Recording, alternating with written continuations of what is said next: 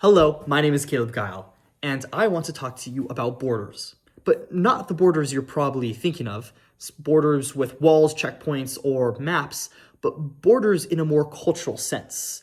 The borders that define American culture and Mexican culture, Chicano culture, and how those two intersect. And I want to tell you about how food is a border and how your everyday eating reveals a trans-border life. When we talk about borders, like I said before, most people think it's a physical structure, but borders also live in our kitchens, our grocery stores, our lunch breaks, and even in the memories we carry of back home.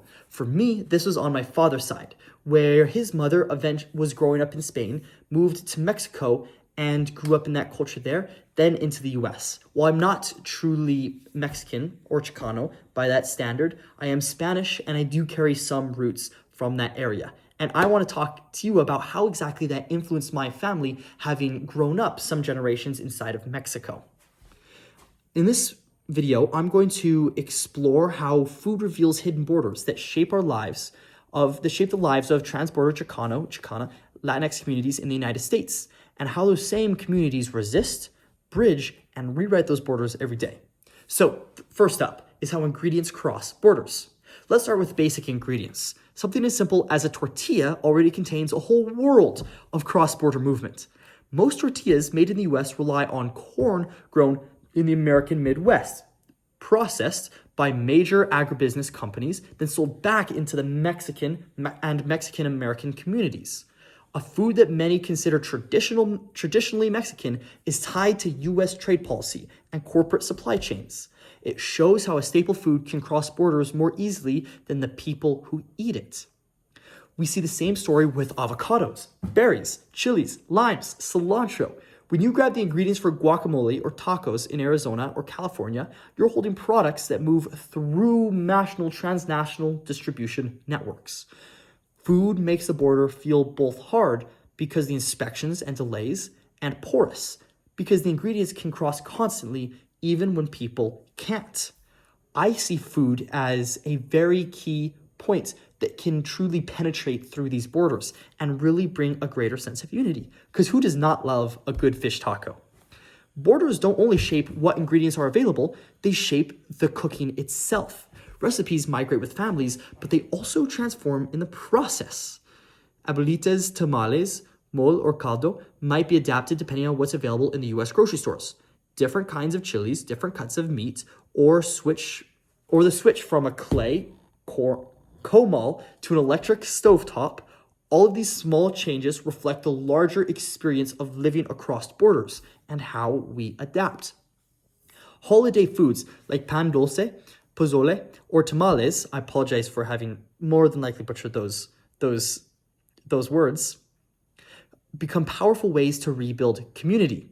Funny enough, although I may not know exactly how to pronounce those words, I certainly have eaten them many times before. My grandma would not be happy with me.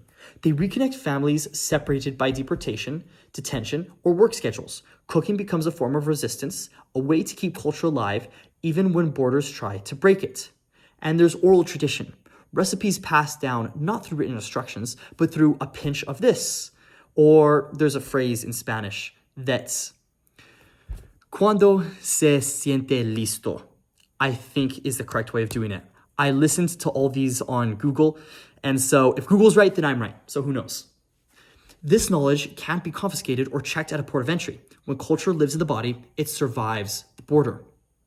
The third thing I want to talk about is restaurants and street food as transborder cultural production. Food businesses also reflect the life in the borderlands. Take Sonoran hot dogs in Arizona. Bacon-wrapped hot dogs topped with beans, jalapenos, mayo, and pico. Hallelujah, sorry. They're neither fully Mexican nor fully American. They're the result of cultures meeting and mixing in the borderlands. Food trucks and restaurants also tell migration stories. Tijuana-style tacos, Jalisco birria, Sonoran carne asada, and Toludas. That's what it was. These aren't fusion, they're regional Mexican cuisines traveling through migration networks and taking root in US cities. It's a lot easier to eat the food than pronounce it sometimes. Even the mobility of food trucks reflects border realities. Trucks move when rent rises. The police enforcement increases or when zoning laws shift. Their ability to survive depends on navigating the economic and political borders every day. Border enforcements in the kitchen can show up in more painful ways too. Remittances, money sent back home, often function like unofficial food policy. A week's wage in the US may turn into groceries for an entire family across the border. Deportation reshapes who cooks, who shops, and what a family can eat. When a parent is removed, meals change. There's less time, fewer hands in the kitchen, and often fewer traditional ingredients. Food becomes a quiet record of family separation. And especially in Chicano culture, cooking together, all coming together in the kitchen, is a very large part of the culture. This is a very key element that really is being stripped away. And in border regions like Arizona, interior checkpoints affect where people feel safe buying groceries. Simple grocery trip can become a dangerous calculation. Language crosses borders through food. Even language moves through kitchens and menus. Words like taco, tortilla, salsa, birria, and menudo are now part of almost everyday English. At the same time, US branding reshaped Spanish into new forms. Street corn, birria, ramen, delicious by the way, and more. Menus become sites of negotiation where languages blend the power dynamics, and power dynamics become visible. Authenticity debates are really border debates.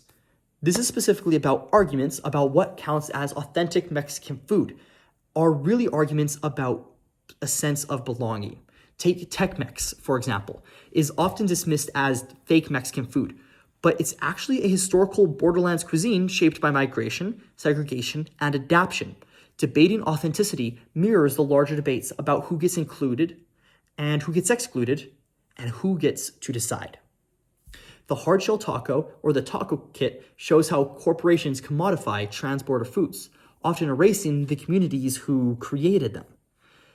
But indigenous foodways even predate the border. And long before there was a US-Mexico border, there were indigenous food systems. Mazi, beans, squash, these ingredients are part of agricultural knowledge that spans what is now both countries. These foodways show that modern border is much younger than the culture it divides. In this sense, food becomes evidence that the border is historically artificial.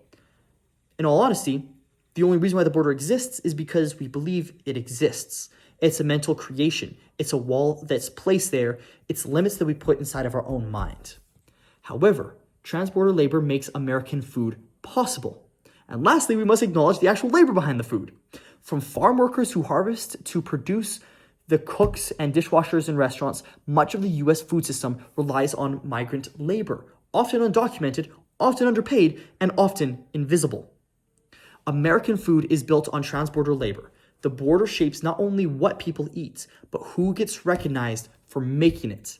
But I believe that there is actually a path to salvation here, and it's food. Who could have guessed? Food, hooray, solves all the problems. Food can actually be a border. It can be a bridge. Rather than being a border, it can be a bridge. Because who doesn't like a good fish taco? So what exactly are borders? They're physical and geographical, yes, but they're also economic, social, cultural, and even culinary. Borders separate people, restrict movement, and reshape daily life. But food also shows us another truth that was hidden. Borders can be crossed. They can be challenged. They can be reimagined. Chicano communities use food to keep traditions alive, to build belonging, resist erasure, and create new cultures in the borderlands. Food exposes the border, but also helps bridge it. I think that as food evolves in the United States and in Mexico, the joint of these two really does show what transborder food looks like, and really started to take an identity of its own. I truly do think that it is something beautiful in the evolution that we are able to understand how the world is changing and adapt to that.